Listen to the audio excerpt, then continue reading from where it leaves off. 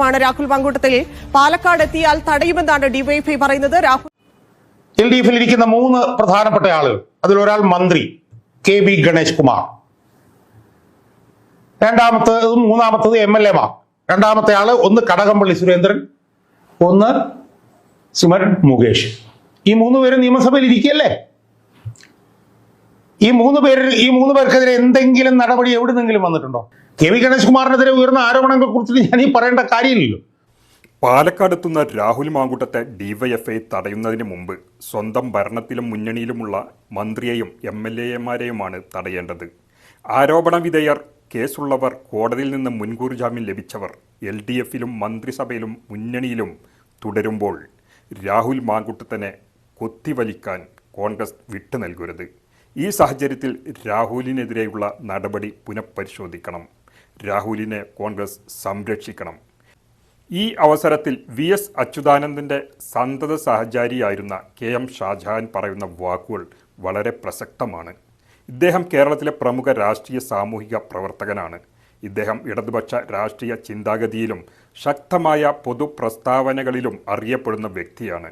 വ്യക്തമായ ഭാഷ, കഠിന വിമർശനങ്ങൾ, പൊതുജന വിഷയങ്ങളിൽ ധൈര്യമായി പ്രതികരിക്കൽ എന്നിവയാണ് ഇദ്ദേഹത്തിൻ്റെ മുഖ്യ സവിശേഷതകൾ. രാഷ്ട്രീയ ചർച്ചകളിൽ തുറന്നും നേരിട്ടുമുള്ള സമീപനമാണ് ഷാജഹാനെ വേറിട്ട് നിർത്തുന്നത്. അദ്ദേഹം രാഹുൽ മാങ്കൂട്ടവുമായി ബന്ധപ്പെട്ട വിഷയം സംസാരിക്കുന്നു. രാഹുൽ മാങ്കൂട്ടം നിയമസഭയിൽ വന്നാൽ യഥാർത്ഥത്തിൽ പ്രതിരോധത്തിലാകുന്നത് ആരാ സുഹൃത്തുക്കളെ? നമ്മളൊന്ന് ആലോചിച്ച് നോക്കി. രാഹുൽ മാങ്കൂട്ടം നിയമസഭയിൽ വന്നാൽ പ്രതിരോധത്തിലാകുന്നത് രാഹുൽ മാങ്കൂട്ടമാണോ ഭരണപക്ഷമാണോ? നമ്മളൊന്ന് ആലോചിച്ച് നോക്കി. ഇപ്പൊ രാഹുൽ മാങ്കൂട്ടം നിയമസഭയിൽ വന്നു. രാഹുൽ മാങ്കൂട്ടം നിയമസഭയിൽ വരുമ്പോഴും രാഹുൽ മാങ്കൂട്ടത്തിന് യൂത്ത് കോൺഗ്രസിന്റെ സംസ്ഥാന പ്രസിഡന്റ് സ്ഥാനത്ത് നിന്നും, കോൺഗ്രസിന്റെ പാർലമെന്ററി പാർട്ടിയിൽ നിന്നും, കോൺഗ്രസിൽ നിന്നും തന്നെ സസ്പെൻഡ് ചെയ്യപ്പെട്ടിട്ടുള്ള ആളാണ് രാഹുൽ മാങ്കൂട്ടം. അപ്പൊ രാഹുൽ മാങ്കൂട്ടത്തിനെതിരെ ആരോപണങ്ങൾ ഉയർന്നു വന്നപ്പോൾ രാഹുൽ മാങ്കൂട്ടത്തിനെതിരെ ഇത്രയേറെ നടപടികൾ കോൺഗ്രസ് എടുത്തു. അതോടൊപ്പം തന്നെ നമ്മൾ കാണേണ്ട കാര്യം എന്താ? രാഹുൽ മാങ്കൂട്ടത്തിനെതിരെ ഉയർന്നതെല്ലാം ആരോപണങ്ങളാണ്. അതിൽ പലതിലും ശരിയുണ്ടെന്ന് വിശ്വസിക്കുന്ന ഒരാളാണ് ഞാനെങ്കിലും രാഹുൽ മാങ്കൂട്ടത്തിനെതിരെ ആരോപണങ്ങൾ മാത്രമല്ലേ ഇപ്പോൾ ഉയർന്നിട്ടുള്ളത്? രാഹുൽ മാങ്കൂട്ടത്തിനെതിരെ എന്തെങ്കിലും ഒരു പരാതി എവിടുന്നെങ്കിലും വന്നിട്ടുണ്ടോ? പരാതി ഇല്ല എന്നുള്ളത് തെറ്റാണെന്നൊന്നും കരുതുന്ന ആളല്ല ഞാൻ. പക്ഷേ രാഹുൽ മാങ്കൂട്ടത്തിനെതിരെ ഏതെങ്കിലും ഒരു വനിത പരാതി കൊടുത്തിട്ടുണ്ടോ സുഹൃത്തുക്കളെ? ഇല്ലല്ലോ. അപ്പൊ രാഹുൽ മാങ്കൂട്ടത്തിനെതിരെ നിലനിൽക്കുന്നത് മുഴുവൻ ആരോപണങ്ങൾ. ആ ആരോപണങ്ങൾ മാത്രമാണ് രാഹുൽ മാങ്കൂട്ടത്തിനെതിരെ നിലനിൽക്കുന്നതെങ്കിലും രാഹുൽ മാങ്കൂട്ടത്തിനെതിരെ 3 ഖണ്ഡിതമായ നടപടിയെടുത്ത പാർട്ടിയല്ലേ കോൺഗ്രസ്. ആരോപണങ്ങൾ ഉയർന്നു വന്ന ഉടൻ തന്നെ അതിനെ യൂത്ത് കോൺഗ്രസിന്റെ സംസ്ഥാന പ്രസിഡന്റ് സ്ഥാനത്ത് നിന്ന് നീക്കി. അതിനുശേഷം അയാളെ പാർലമെന്ററി പാർട്ടിയിൽ നിന്ന് നീക്കി. അതിനുശേഷം അയാളെ കോൺഗ്രസിൽ നിന്ന് സസ്പെൻഡ് ചെയ്തു. അങ്ങനെ 3 സുപ്രധാന നടപടികൾ ആരോപണ വിധേയൻ മാത്രമായിട്ടുള്ള രാഹുൽ മാങ്കൂട്ടത്തിനെതിരെ കോൺഗ്രസ് എടുത്തു.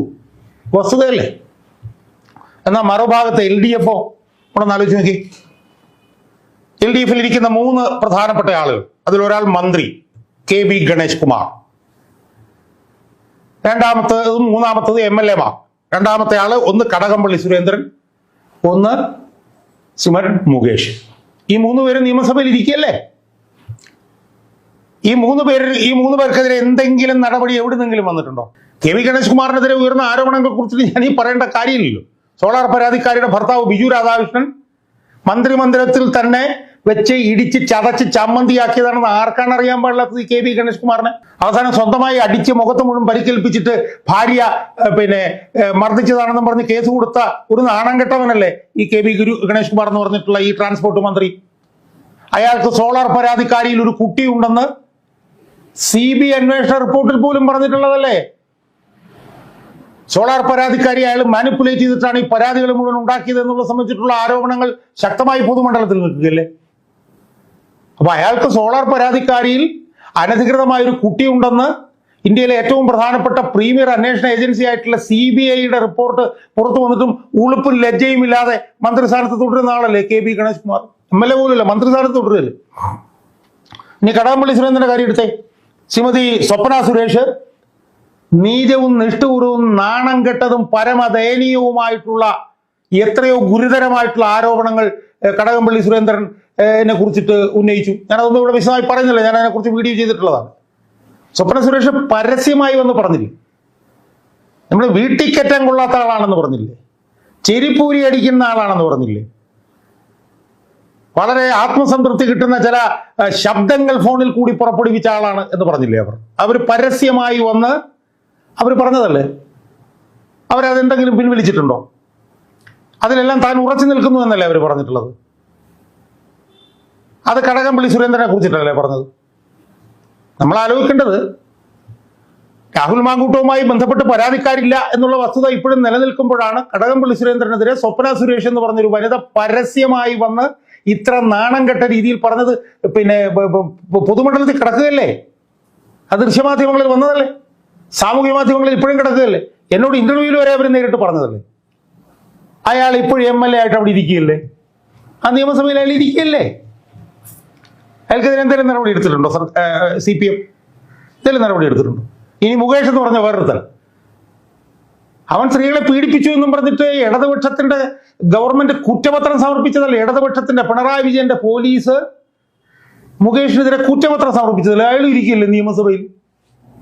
അപ്പൊ ഗണേഷ് കുമാറും കടകംപള്ളി സുരേന്ദ്രനും മുകേഷും അൺസ്കേത്തറായിട്ട് അവിടെ ഇരിക്കുമ്പോൾ ആരോപണം മാത്രം ഉള്ള രാഹുൽ മാങ്കൂട്ടത്തിനെതിരെ എന്ത് വിമർശനം